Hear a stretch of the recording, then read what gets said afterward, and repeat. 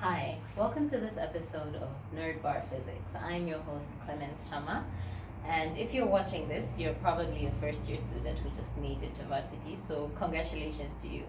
For all the UNZA students who are following this channel, I shall be using a book written by our own lecturers, Gershom Chimba and Professor Rika Manyala.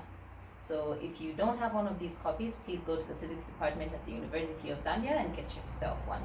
So this video is going to be talking about vectors. It is basically an introduction video to vector quantities.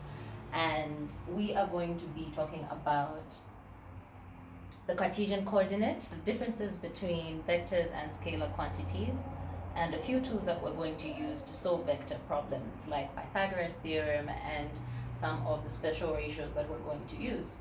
So let's start. So what is a vector quantity?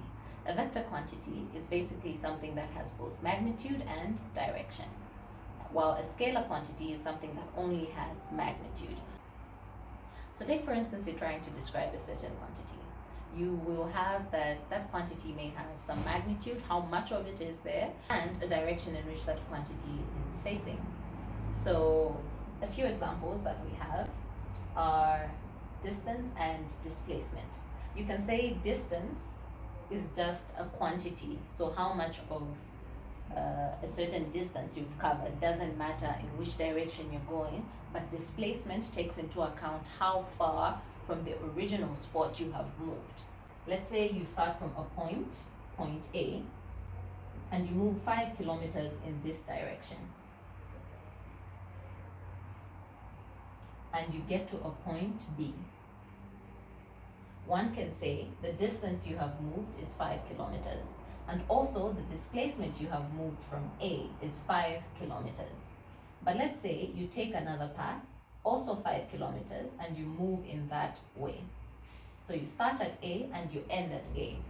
Your displacement is 0 because there is no difference from where you started and where you ended. The direction in which you took was considered from the beginning to the end.